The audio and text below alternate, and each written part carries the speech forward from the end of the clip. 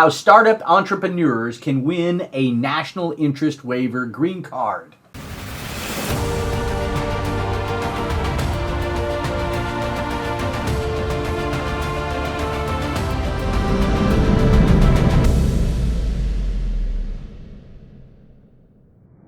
Welcome to Voice of Immigration. I'm your host, John Veely, immigration attorney and CEO of Online Visas, the intelligent immigration platform. According to a case called the Matter of Donosor, USCIS may grant a national interest waiver of the labor certification process if the proposed endeavor has both substantial merit and national importance, that the foreign national is well positioned to advance the proposed endeavor, and it would be beneficial to the United States to waive the job offer and labor certification requirements.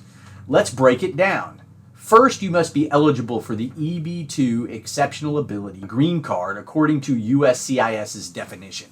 So, exceptional ability means a degree of expertise significantly above the ordinary encountered in sciences, arts, or business. Now, you can establish this by meeting three of the following criteria. One, a degree from a college or a university or another institution of higher learning in your area of exceptional ability.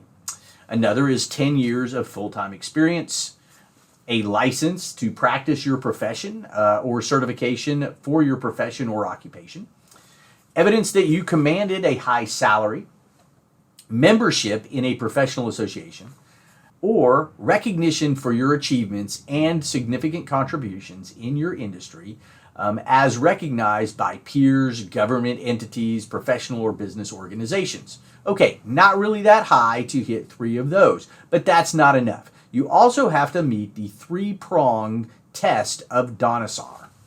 So prong one is called substantial merit. Why does the beneficiary's proposed endeavor have substantial merit, and what documentary evidence supports this?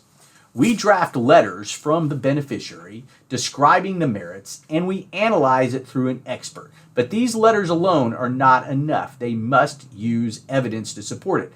We think there are three types of evidence. Primary evidence is like a brick. It's a contract, it's an article, it's an award, it's something that's tangible. Secondary evidence are letters. They can be reference letters, they can be expert letters, they can even be a statement by the beneficiary themselves. They by themselves do not hold much weight with USCIS.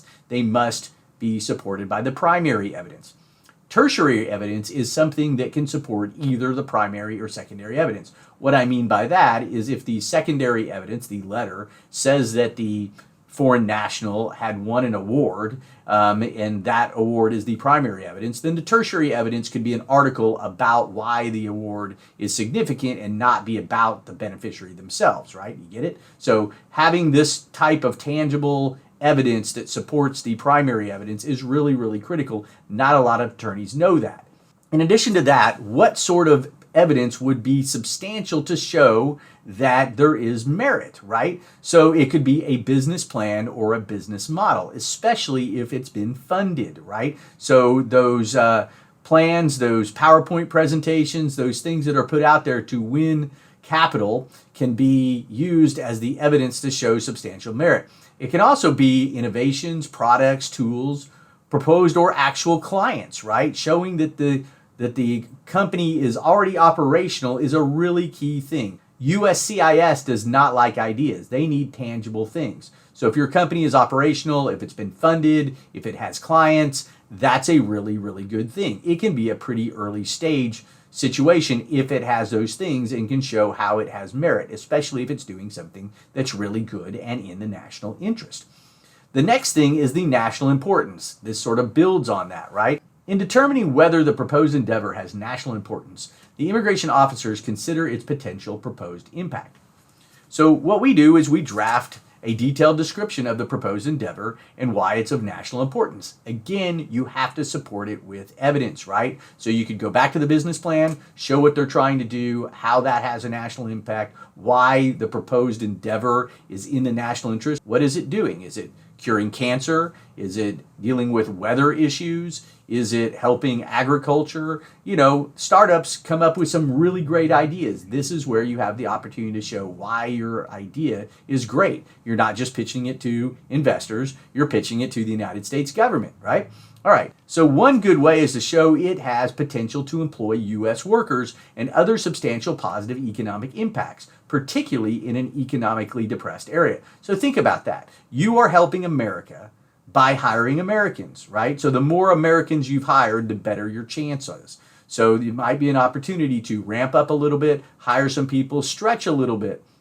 This is where we think this national interest waiver comes in handy for people that want a green card, unlike the other types. It's hard to do an EB2 or EB3 where you have a labor certification where the company is going to hire the individual if that individual owns the company. They don't like it. In this situation, you come and say, look, this isn't just about me getting a green card. It's me getting a green card so I can hire these other people, right? So how is the impact national, and how are you hiring Americans? You don't have to hire them nationally, but if you're building something that's going to then be sold around the country or around the world, that's a really good idea. This is where startup entrepreneurs shine. Will it broadly enhance societal welfare or cultural or artistic elements of the United States? So it doesn't just have to be a business play, right? Is it artful? Is it cultural? Those types of things can also be looked at in a really positive way. This is where a good lawyer can come up and show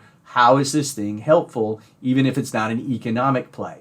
This is another idea where startup entrepreneurs who have so much passion can shine and talk about what they're trying to do. They can get support from others. This is where it's not a bad idea to pitch the media, to have articles written about what your really good idea is. The last prong of Dinosaur is well positioned. Is the foreign national well positioned to advance the proposed endeavor? This green card is not for somebody who's way down the food chain in the company. Has to be one of the top folks, one of the founders, the project manager, somebody that's really, really significant. This is an entrepreneur's visa. This is the CEO's visa. This is the startup. But what it's for is for the smaller company can get this one, right? So you have to have a strong standing in your field and be reasonably expected to continue your work successfully in the United States. Again, not just an idea. You've already launched this thing. You're ready to go.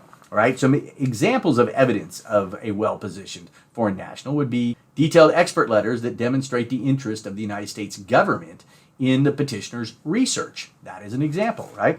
Another is documentation that the foreign national played a significant role in the projects funded by governmental grants, and evidence of the foreign national's educational background, skills, knowledge, expertise, and other notable achievements in his or her field, including notable memberships or media reports.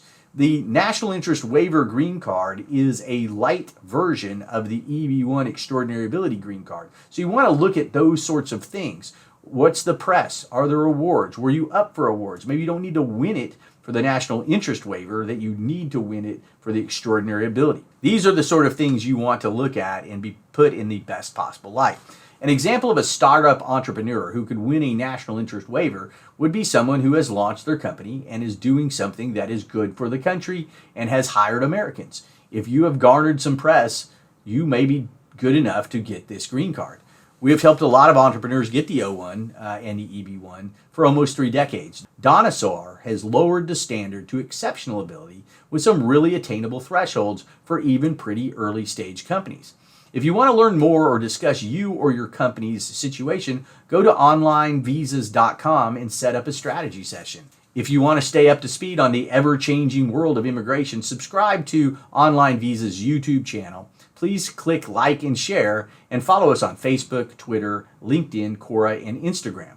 I'm John Veely, CEO of Online Visas, the intelligent immigration platform where we deliver dreams.